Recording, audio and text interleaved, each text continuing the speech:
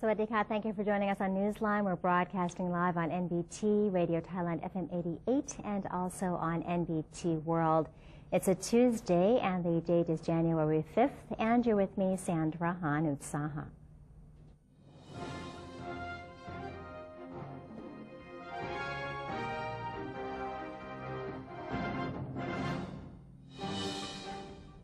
In today's segment of Thailand Moves Forward, we begin with a story on the Prime Minister who met with the Maldivian President before chairing a meeting to develop the government's information management.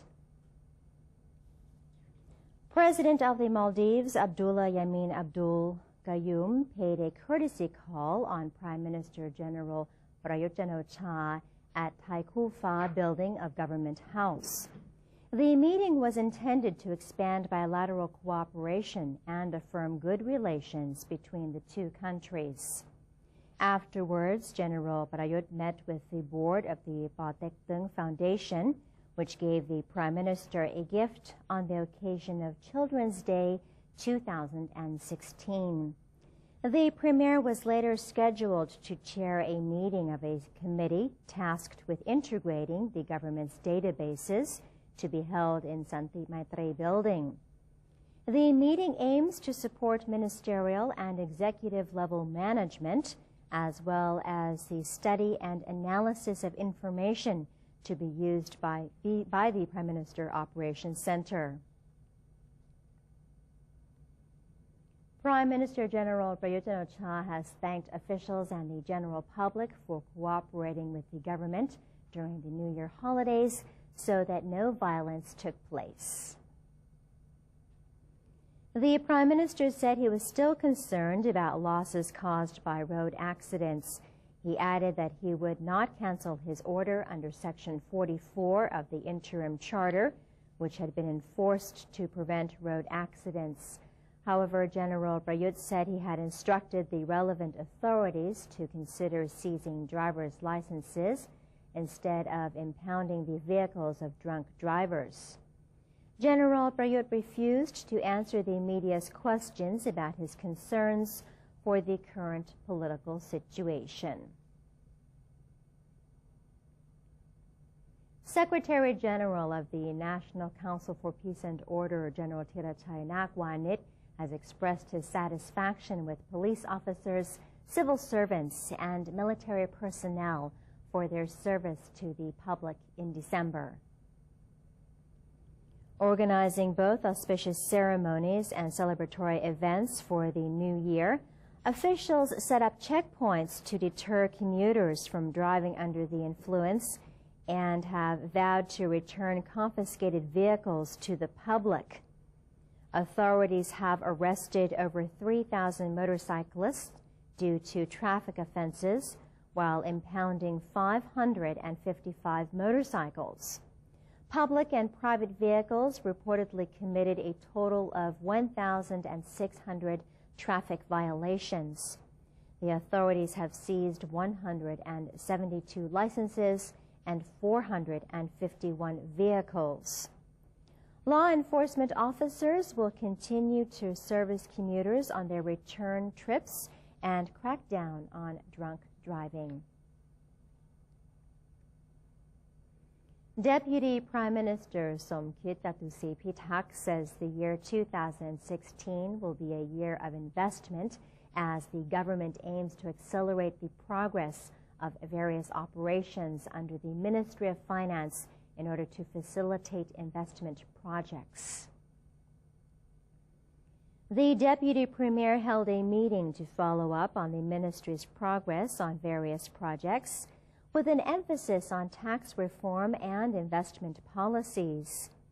The ministry has already amended the application process for public-private partnership, or PPP, projects, shortening the application timeframe from 25 months to 9 months. The move will allow 6 major investment projects to commence in the first half of the year.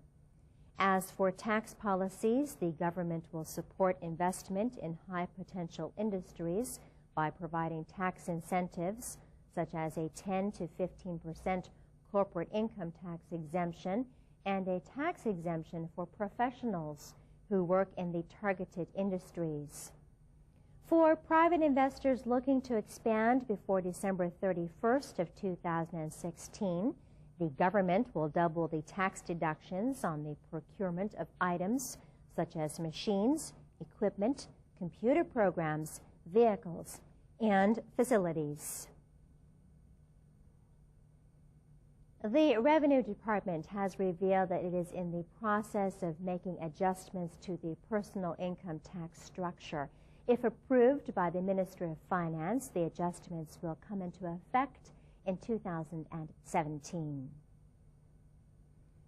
Revenue Department Director General Parasong Puntanet said officials are currently reviewing and amending laws related to personal income tax, believing the process will be completed within the first quarter of this year.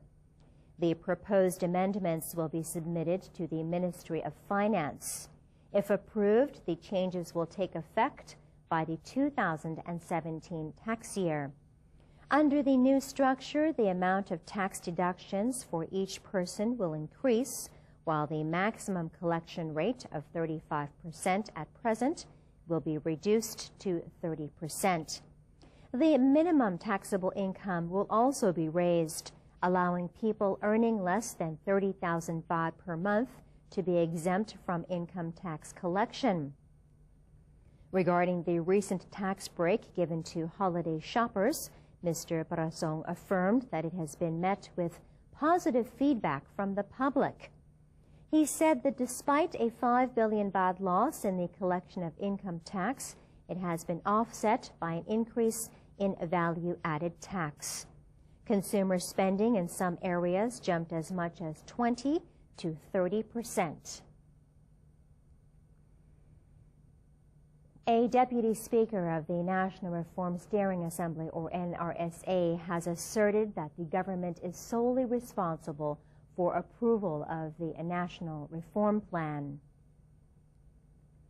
NRSA Deputy Speaker Alongkorn Polabut said that the role of the reform body is to facilitate reforms through cooperation with the government and the National Legislative Assembly, or NLA. Mr. Alongkorn's comments were made in response to comments that the NRSA has been working more like a courier, and its performance has never stood out like the disbanded National Reform Council, or NRC. When asked about claims that the NRSA's work has been duplicating those carried out by the NRC, Mr. Alongkorn rejected the notion and cited the interim constitution, which empowers the reform body to continue all the works of the NRC. Today, an NBT World correspondent takes you to Ratchaburi province, not far from Bangkok, to experience the peacefulness of Buddhism at Wat Tham Sing Tho Thong.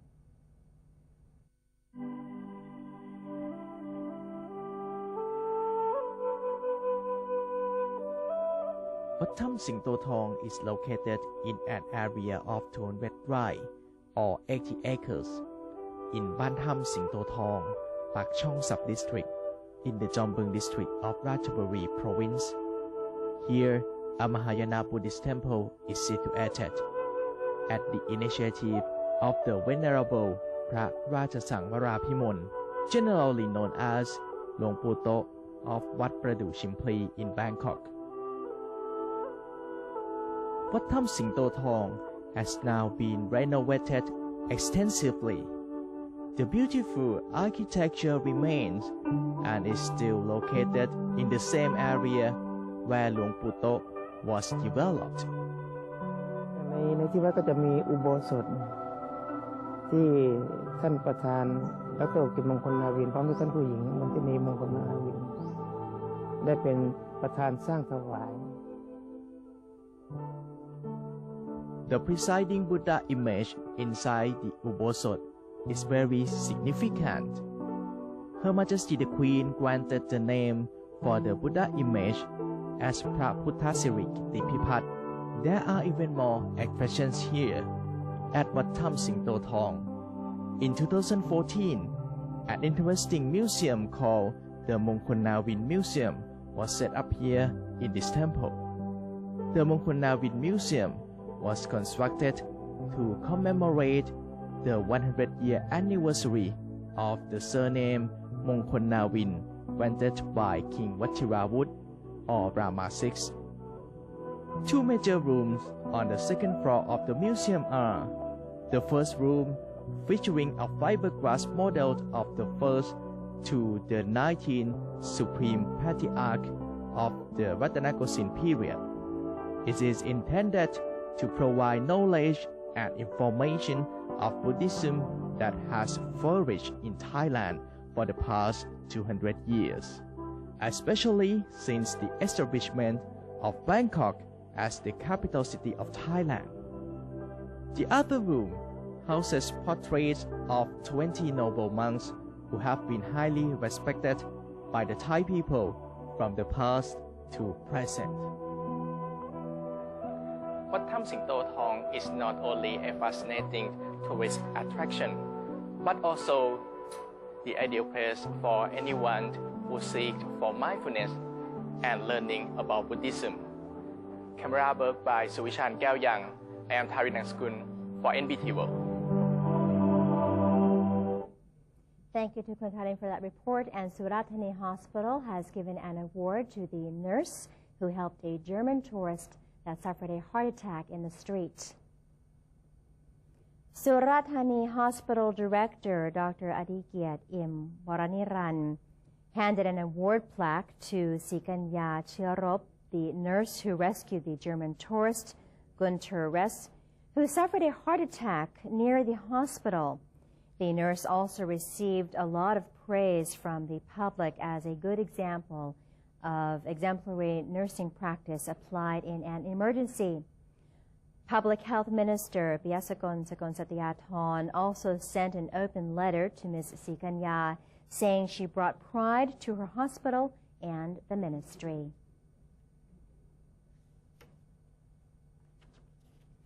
And that is the end of today's edition of Thailand Moves Forward. It's time for a quick break, but first we'll have a look at the exchange rates and also the commodity prices.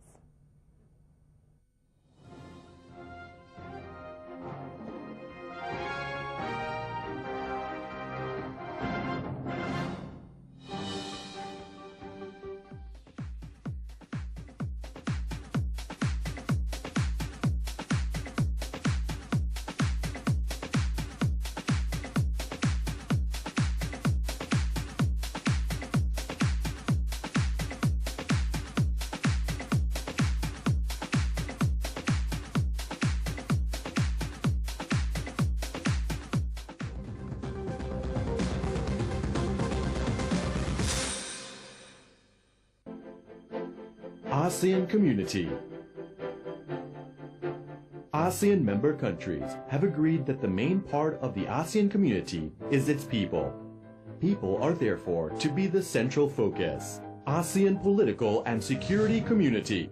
In terms of politics and security, ASEAN promotes democracy, the principle of law, and good governance that protects fundamental human rights and freedoms accordingly. In terms of the economy, ASEAN gives priority to every section in society. For example, it promotes small and medium-sized enterprises, SMEs, and supports more public-private partnerships. A study of the social effects of the expansion of the Association of Southeast Asian Nations. 3 issues are: 1. Problem of laborers' migration. 2. Problem of ensuring security against new forms of crime. And 3. Problem of providing social welfare wherever needed. One vision, one identity, one community.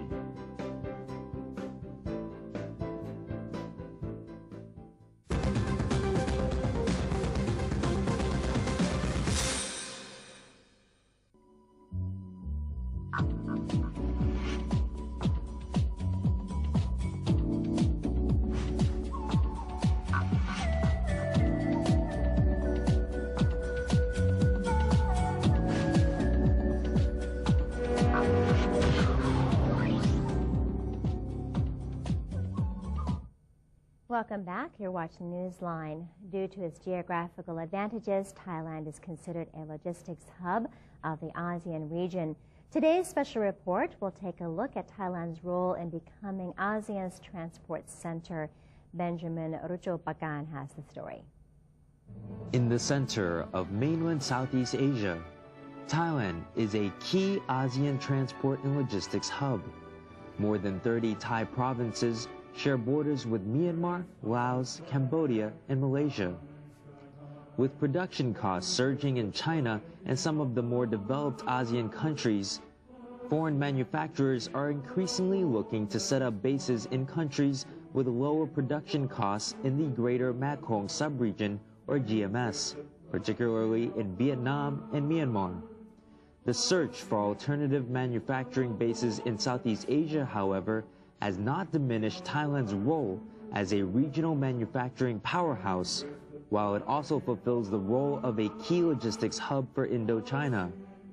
As the second largest exporter in ASEAN, Thailand plays a key role in the increasingly sophisticated regional supply chain, especially in terms of meeting the rising demand for cross-border logistics services.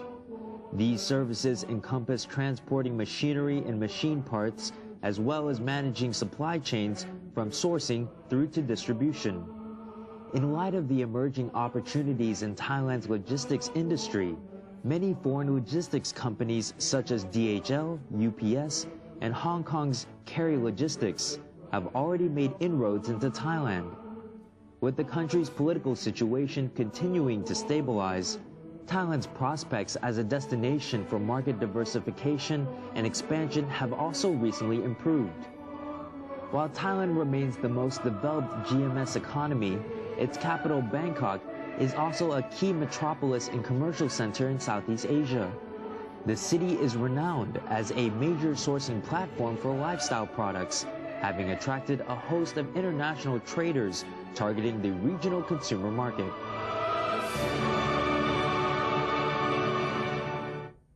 Thank you to Kun Benjamin for that report. And on to other news stories. The Customs Department is deploying more security cameras in border areas in a bid to enhance the surveillance of border traffic. Deputy Prime Minister and Defense Minister General Prawit Wongsuwon said he recently had a meeting with the Deputy Minister of Finance and the heads of the Revenue and Customs Departments about a plan to install 500 additional CCTV cameras in border areas nationwide. Approval was granted for the plan, which aims to boost efficiency in screening and identifying those crossing the border. The new cameras have a life expectancy of more than 10 years. The Customs Department has been tasked with their installation.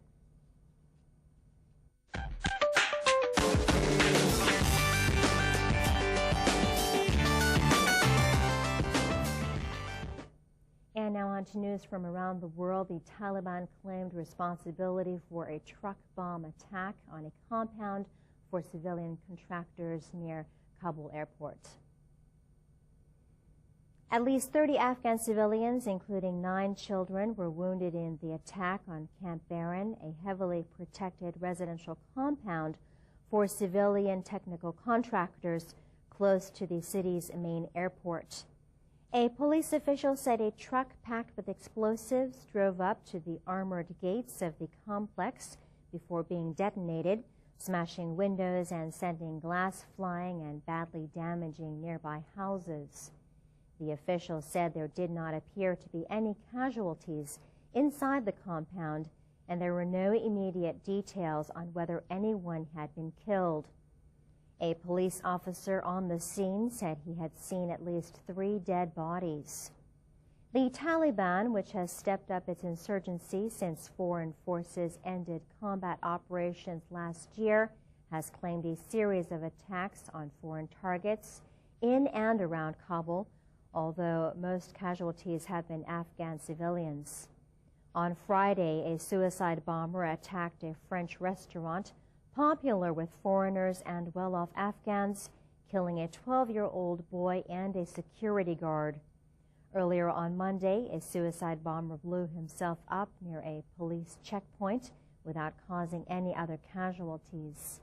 Monday's attacks occurred as special forces in the northern city of Mazar-e-Sharif thought to suppress a small group of insurgents holding out after an attack on the Indian consulate on Sunday night.